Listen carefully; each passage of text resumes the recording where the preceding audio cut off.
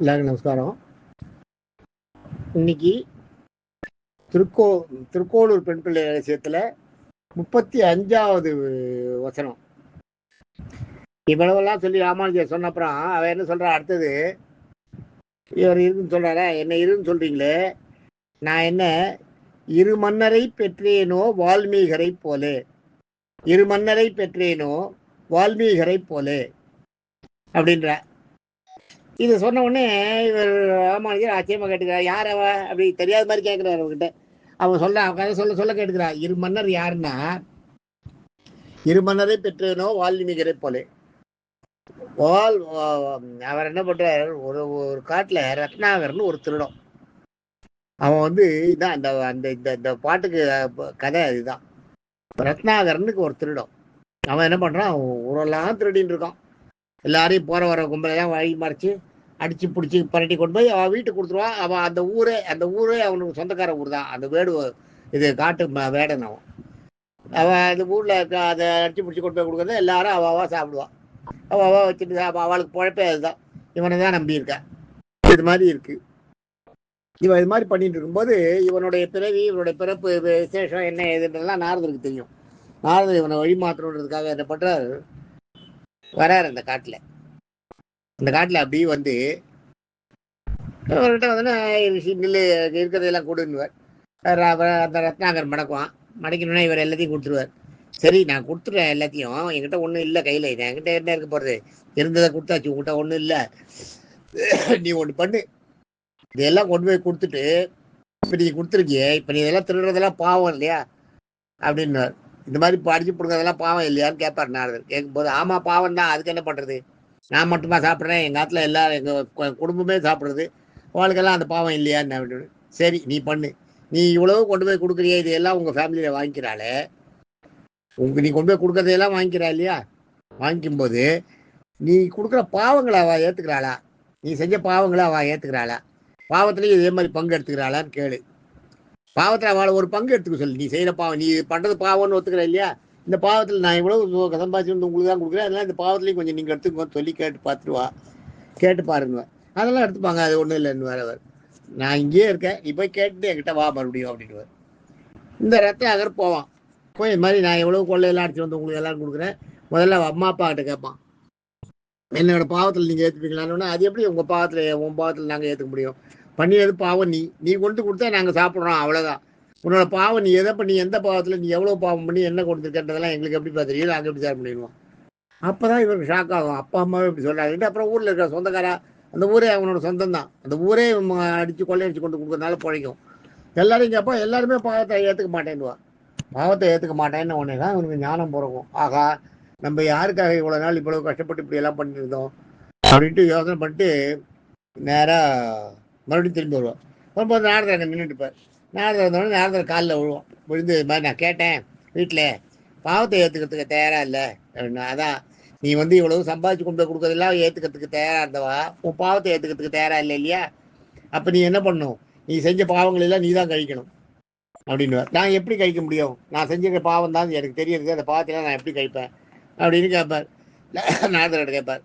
நாரதர் என்ன பண்ணுவார், அவருக்கு நீ ராம ராம ராமன் ராம மந்திரத்தை சொல்லின்று சொன்னேன்னா உனக்கு விமோசனம் கிடைக்கும், உனக்கு உன்னோட பாவங்கள்லாம் அழியுன்னுவார். ராமராமன்னா இவர் வேகோட பாவம் பண்ணிக்க வரல, வாயில நுழையில. உடனே பக்கத்தில் இருக்க ஒரு மரத்தை காட்டுவார், இது என்ன மரம்னுவார், மரம்னுவார். சரி மரான்னு நீ இந்த மரத்துக்கு உட்காந்துட்டு சொல்லிட்டு உட்காந்துட்டு இருந்துவார். அந்த மரத்தை சொல்லிட்டே இருப்பார். மரத்துக்கு உட்காந்துட்டு அந்த ரத்னாகர் உட்கார்ந்தவர் தான்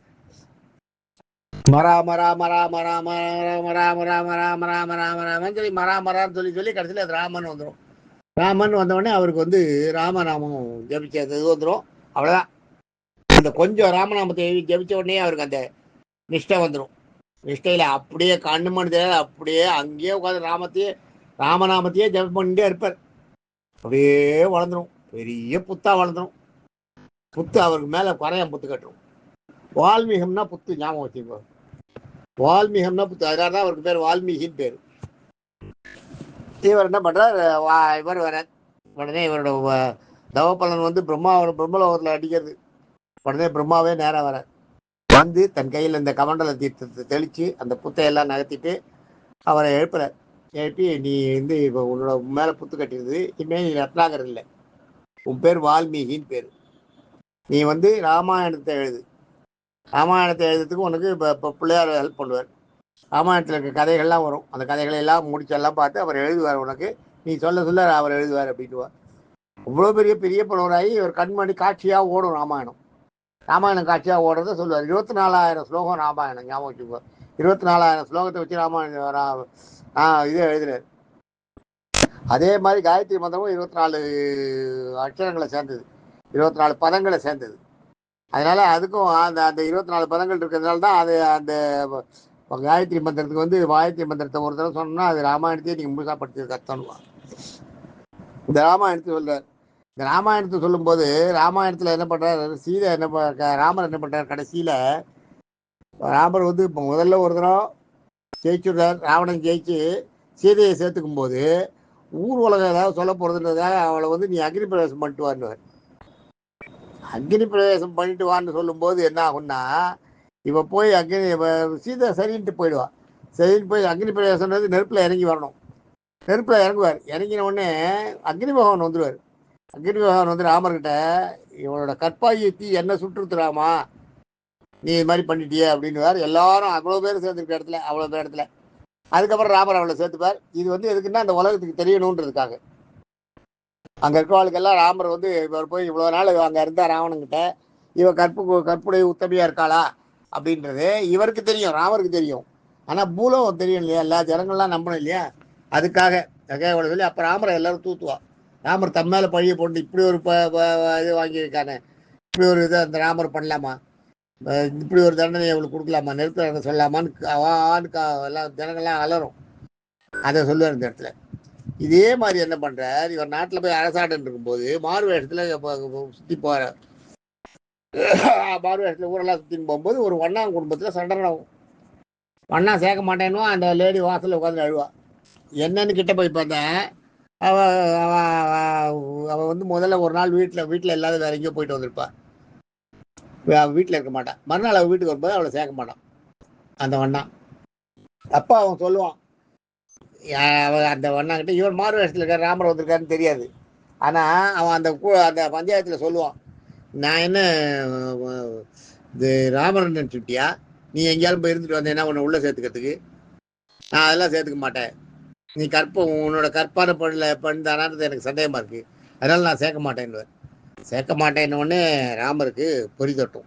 ஆஹா, இந்த மாதிரி ஆயிடுச்சு, இது சரியில்லையே, நம்ம பண்ணக்கூடாது. நான் ஒரு நாள் ராமராஜ்யன்றது வந்து ராஜ்யத்தில் குறையே இருக்கக்கூடாது, யாருமே குறை சொல்லக்கூடாது. அதுதான் ராமராஜ்யம். ராமராஜ்யத்தில் இந்த மாதிரி ஒரு சூழ்நிலையா வந்துடுது அப்படின்ட்டு என்ன பண்ணுவார், இவரை வந்துடுவார்.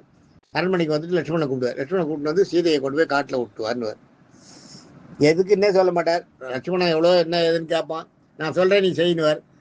லட்சுமணன் வந்து எப்பயுமே அண்ணா சொல்கிறத கேட்கறது தான் அவரோட வேலையே. அதுதான், அண்ணாவுக்கு சுசுஷ செஞ்சுருக்கிறது தான். சரின்னு சீதையை கூட்டின்னு போவார். சீதையை கூட்டின்னு போய் காட்டில் விட்டுட்டு முதல்ல சீதையை வந்து உனக்கு காட்டையெல்லாம் சுற்றி காட்ட சொல்லி அண்ணா சொல்லியிருக்காரு, வான்னு கூட்டின்னு போவார். கூட்டின்னு போய் அங்கே விட்டு உன்னை காட்டை சுற்றி பார்க்க சொல்லி கூட்டின்னு வரல, உன்னை கொண்டு காட்டில் விட்டு வர சொன்னார் அண்ணா, அதுதான் நான் பண்ணுறேன் அப்படின்னுவார். பண்ண உடனே கொண்டு விட்டுருவார். விட்டுட்டு அவன் சீதை வந்து எல்லாத்துக்கும் அவ வந்து ரொம்ப நிர்மலமான மனசு. அவள் பூமாதேவி தானே, பூமி ஆடுறதான, மகாலட்சுமி தானே. அவள் என்ன பண்ணுறா, சரி ராமர் இது மாதிரி சொல்லியிருந்தா நான் அதை ஏற்றுக்கிறேன், அதை நான் ஏற்று நான் இருக்கேன் காட்டிலன்னு. இவர் அங்கே காட்டில் இருக்கும்போது பக்கத்தில் வால்மீகியோட ஆசிரமம். அந்த வால்மீகி தான் என்ன பண்ணுறாரு, வந்து பார்த்தா சீதை இருப்பா. தன்னுடைய சீதையை வந்து இந்த மாதிரி இருக்கான்ட்டு உடனே தெரிஞ்சு என்ன பண்ணுறார், வால்மீகி வந்து அந்த சீதையை கூட்டின்னு போகிறார். வால்மீகி எப்படி எழுதுறார் ராமாயணத்தைன்னு கேட்காதீங்கோ. இந்த ராமாயணத்தை வந்து வால்மீகி தான் சொல்றார். இந்த கதை பூரா சொல்றார், ராமரோட கதை பூரா அந்த இவரோட அதை சொல்றேன். இந்த இவர் என்ன பண்றார், கூட்டின்னு போய் சீதையை கூட்டின்னு போய் வச்சுக்கிறார். சீதையை கூட்டின்னு போய் அவர் குடியில் வளர்க்கும் போது சீதை அங்கே இருந்துட்டு இருக்கா, வால்மீகியோட ஆசிரமத்தில் இருந்துட்டு இருக்கா. அங்கே என்ன பண்ணுறா, இவன் கர்ப்பவதியாக இருக்கா. முதலே சீதை கர்ப்பவதியாக இருக்கிற பொண்ணை கொண்டு தான் காட்டில் விட்டு போயிடுறான். கர்ப்பவதியாக இருக்கிற அங்கே வந்து 2 ரெட்டை குழந்தைகளை பெற்று எடுக்கிற ஆண் பசங்களை. அதான் லவன் சென்றது, அதான் அவன் 2 பேரும் தான் பெற்று எடுக்கிற. அவ 2 பேர் யாரு? ராமருடைய பிள்ளைகள். அந்த பிள்ளைகள் ஆசிரமத்துல, வால்மீகி ஆசிரமத்துல வளர்றது. இதுக்கு எவ்வளவு பெரிய குடும்பம் இருக்கணும்? இதுக்கு எவ்வளவு பெரிய குடும்பம் இருக்கணும்? நான் அதுதான் சொல்றேன் இந்த இடத்துல இவன். அந்த அந்த அந்த பெண் பிள்ளைகள், அந்த 2 பிள்ளைகள் வளர்றத, அந்த 2 பிள்ளைகளுக்கு தான் ராமரோட கதையை சொல்லுவார் வால்மீகர். வால்மீகி சொல்லுவார், இது மாதிரி இவ்வளவெல்லாம் ராமர்னு ஒருத்தர் இருந்தார், அவர் இவ்வளவெல்லாம் அனுபவிச்சார், இப்படி எல்லாம் இருக்காரு. ராமருடைய பட்டாபிஷேகம் வரைக்கும் சொல்லுவார்.